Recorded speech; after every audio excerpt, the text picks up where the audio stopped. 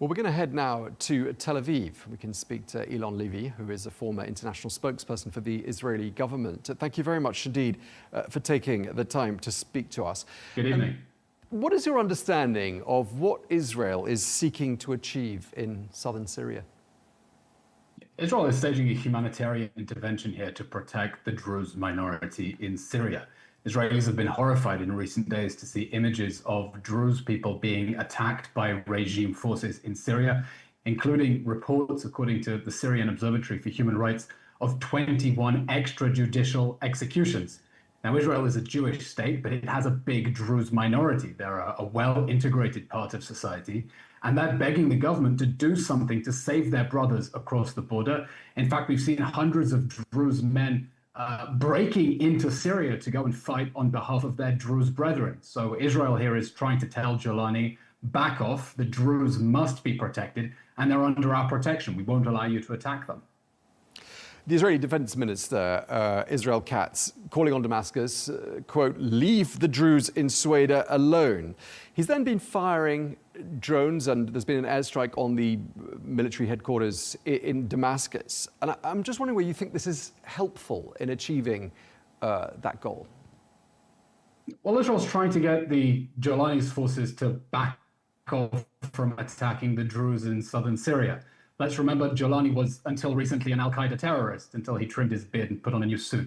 And Israel is very skeptical and wary. It's called him a wolf in sheep's clothing, hoping that he will want to be part of the circle of peace and normalization in the Middle East, but worrying that the leopard hasn't changed its spots.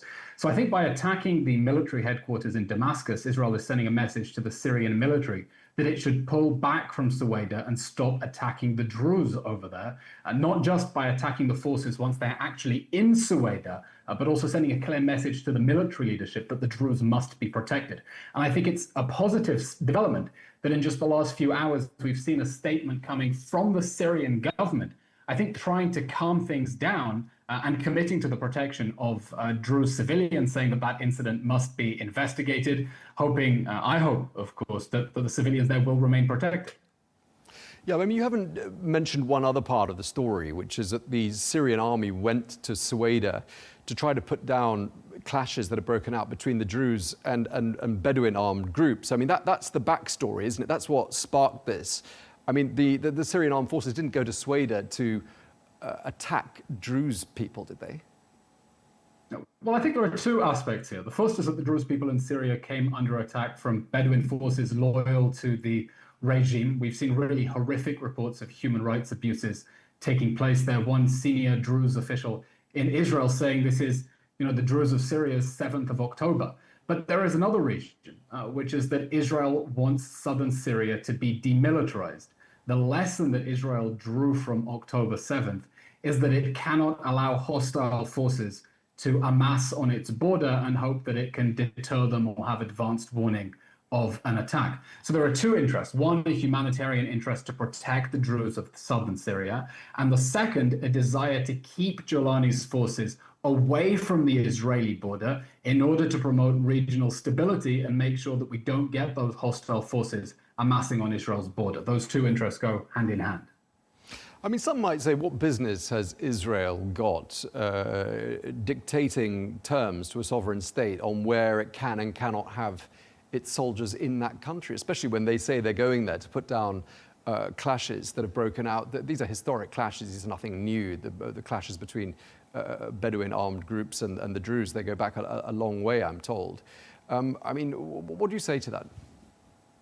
Well, the public pressure in Israel for a humanitarian intervention is coming from the Druze community inside Israel. It's not coming from radical settlers or the far right. It's coming from the Druze minority in Israel, many of whom have family in southern Syria.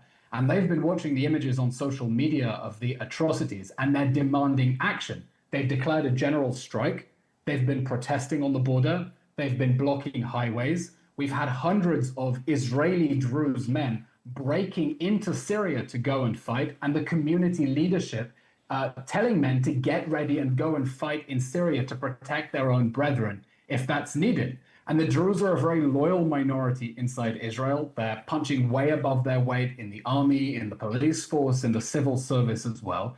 And they're telling the Israeli government, we have stood by your side to help protect our country. Now we need you to come to the defense of our cousins across the border who are being slaughtered. And I think there are two aspects here. One, Israel as a Jewish state says we cannot allow a minority to be targeted just over the border and stand idly by. It goes against the soul of who we are. We know as Jews what it's like to be persecuted. But also, owing that debt of loyalty to the Druze community inside Israel, it can't stand idly by while their cousins are being slaughtered just across the border. I mean, I'm listening to what you're saying, and I'm recalling events only a week or so ago when Christians in the West Bank, who say they were coming under renewed and sustained attack from Israeli settlers, were calling for action. We had the patriarch, I think it was, of the Greek Orthodox Church there, saying that several sacred sites in the West Bank, Christian sacred sites, had been desecrated, vandalized. I mean, if Israel's goal is to defend religious minorities in the region, I mean, some might say perhaps it might look a little closer to home. Yeah, well, I've seen those ghastly reports, and I certainly hope that they are investigated in full and that the perpetrators are held accountable. As far as I'm concerned, there's absolutely no excuse for that sort of vigilante violence.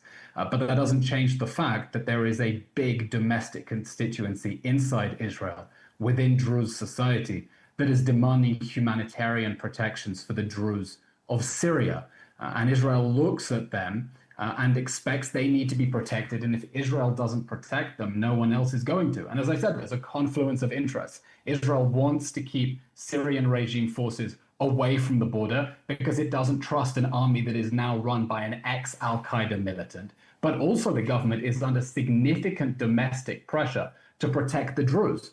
And if the Israeli government were to decide to say, not our business, Jolani can do whatever he wants to the Druze of Syria, they would have a serious domestic problem from a large, very loyal minority group that is expecting the government to do something to protect their families across the border. You mentioned the Syrian leadership on more than one occasion already, Mr. Levy, and President Ahmed al-Shara was the man who was embraced, let's not forget, only 2 months ago, quite literally, by President Donald Trump. Are you suggesting he is not the right man for the job? Well, President al-Shara was until recently on America's most wanted list. He was, America had a $5 million bounty, I think, on his head. He was only taken off the most wanted list once he started giving press conferences from the presidential palace in Damascus. He's a former Al-Qaeda militant who now wears a suit and has trimmed his beard. Now, Israel hopes, of course, the leopard has changed its spots, that his focus now is to build Syria, to stabilize that country, and that he's not an Islamist who's looking for wars.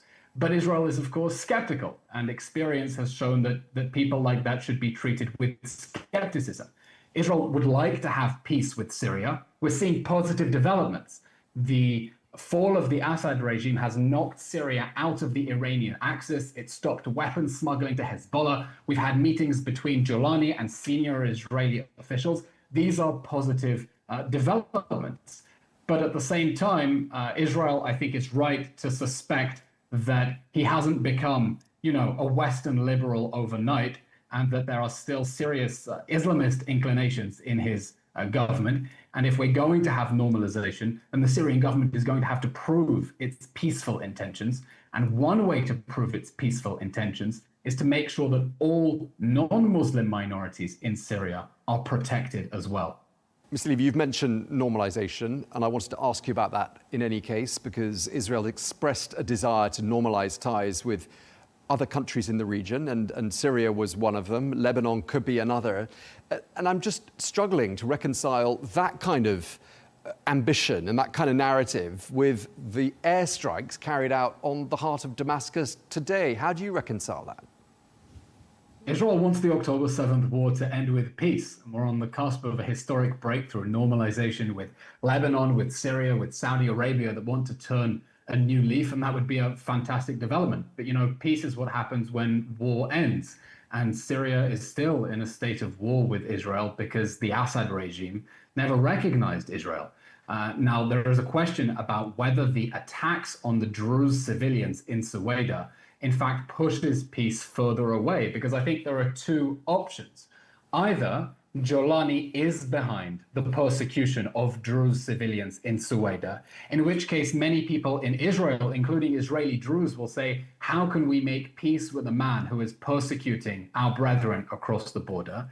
Or they're being attacked by rogue forces. And then there's the question, how can you have a border security arrangement with a country that can't even control its own forces? Maybe Jolani isn't as secure in power in Syria as he would hope. But in any case, we're hearing the American administration trying to calm down the temperatures and get normalization back on track. And I hope we will be able to have peace and normalization with Syria, and that it will be a peace that's based on the protection of minority rights in Syria as well.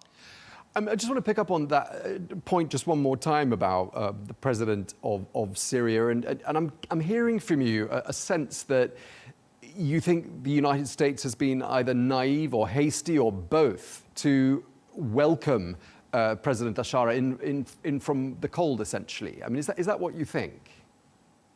I think the United States has a clear interest to try to draw Syria into the Western orbit, because the alternative, having just kicked out the Russians, is that Syria ends up in China's orbit. There is, of course, a scramble now for influence inside Syria. The Turks, the Qataris are also trying to gain influence, and it's important for the United States to draw them into the Western orbit and help to make peace. But one does have to wonder whether the decision to lift sanctions on Syria was a little bit too hasty, because the United States was not demanding that the new regime prove anything or meet any specific goals and targets. It was unconditional. And I hope that Jolani, who used to be an HTS al-Qaeda militant, really has changed his stripes and is committed to moderation. And this isn't a big deception ruse to try to trick the West. But I think Israel is going to treat him with caution, fear the worst, and hope for the best. And when it comes to the Druze, I mean, they don't all speak with one voice, do they? So when Israel says it wants to protect this minority, which they are, there's only 1.2 million Druze in the entire Middle East region, that's according to estimates. Is there a risk that perhaps Israel is doing many of the Druze a disservice by framing them as being a protected people by Israel, which may cause them other problems in a region where, a lot of countries have not normalized ties with Israel? You're right, the Druze don't speak in one voice. They're a minority group that has always been loyal to the countries they live in, and now they find themselves under attack in Syria. But as I said, the demand to protect the Druze is coming from Druze inside Israel. And I'm sure that if they thought that demanding intervention to protect their cousins in Sweida were going to put them in further trouble, they wouldn't do that. Instead, they're demanding that Israel help them, that they protect them, because they think that that's what's best for their cousins over the border. And I'm sure they have a better idea of what's good for the Druze in Syria, better than either you or I have. I mean, there are people who, even at the outset of the beginning of the end of Bashar al-Assad's rule in Syria, who saw, incursions by Israeli forces into Syrian territory, and they saw this as opportunism. And there may be people who are out there saying they're getting involved in the plight of the Druze in southern Syria, close to Israel's border and close to the Golan Heights, is again an attempt to divide and conquer and foment unrest. What do you say to that? Israel doesn't want to divide and conquer, but it does want to keep hostile forces away from its border. The lesson that Israel learned from the October 7th massacre is that we're just too small and just too vulnerable to allow enemy forces to sit on the border and then hope that we'll receive an advance warning before they attack. It failed in Gaza, where we were invaded by thousands of Hamas terrorists on October 7th. They brutally murdered 1,200 people. It allowed Hezbollah to build an arsenal of over 100,000 missiles. And Israel is now using its moment of strength, having largely won the October 7th war, to promote regional stability by pushing threats away from the border. It's saying we can't let those threats build up on our border and then hope we can deter them. In order to keep ourselves safe and then to prevent the risk of conflict, we need to push hostile forces away from the border. So there's definitely a question whether supporting the Druze in Syria is a question of overreach, overextension, whether Israel is biting off more than it can chew. But Israel's strategic understanding has definitely shifted. We can't allow jihadi forces to sit along the border to create a jihadi safe haven and just hope that things will be okay. Israel now says we learned the hard way what happens when hostile forces build up on our border, and we can't let them get anywhere close to Israeli civilians again. I mean, just the geography has to be, we have to remind our viewers that Sweida is not really very far from Damascus. So the idea of there being no Syrian forces close to the capital is a bit unrealistic, isn't it? It's only about 40 kilometers away from the Syrian capital, Damascus. Exactly. Sweida is not very far from Damascus, and Damascus isn't very far from Israel. Israel's a very small country, and these forces are in very close proximity. And Israel has no strategic depth. What it is doing now, by helping to protect the Druze civilians who want that support inside Syria, is to make sure that hostile forces can't approach the border. And so, as I said, these two interests go hand in hand. On the one hand, Israel's strategic understanding of how to promote regional stability and to forestall conflict by keeping threats away from the border, and a genuine humanitarian impulse under domestic pressure from Druze in Israel to protect Druze civilians. I think Israel would rather see southern Syria be some sort of Druze autonomous region or an area where the Druze are able to protect themselves than to have the forces under control of an ex-Al-Qaeda commander in charge of this vulnerable religious minority. And yet these hostile forces that you're talking about are the forces of a government with which Israel does not exclude and possibly even welcomes the idea of a normalization of ties. It's very difficult to join all the dots there. Not at all. I mean, these are hostile forces because they're forces of a government that remains at a state of war with Israel. If that government makes peace with Israel, then they won't be hostile forces. They'll be friendly. But that's why we need a diplomatic process to promote normalization between Israel and Syria. And I hope that all international diplomats and world leaders say it's a once-in-a-lifetime historic opportunity now to promote peace and normalization in the Middle East, because everything has changed in the wake of the October 7th war. Sure, I mean, a lot has changed, that's absolutely unquestionable. And one of the significant issues with regards to this particular matter is the fact that the Syrian government is very much in the fold now, it would appear, of the Trump administration, of other regional allies. Israel is, of course, an ally as well. What's Washington, just to wrap up, what does Washington make of Israel's incursions into Syria and these latest developments? So have we heard anything yet? The latest report that I've seen from Axios is that Washington is trying to cool the temperatures. It wants a de-escalation. Of course, as part of that, it will want the Syrian government to commit to protections of the Druze minority and all other minorities inside Syria. But I think President Trump has an agenda now. He wants to get peace and normalization in the Middle East. He wants that to be his legacy. And so they're going to want to try to de-escalate in order to promote those peace agreements. But as I said, given the domestic pressure from the Druze inside Israel, peace with Syria is only going to be possible if the Druze are protected. Israel won't be able to normalize relations with Syria if it's persecuting the Druze in Sweida at the same time. Okay, well, we'll leave it there. Thank you very much indeed for your time. A pleasure talking to you, Eylon Levy. Thank you very much. Thank you very much indeed.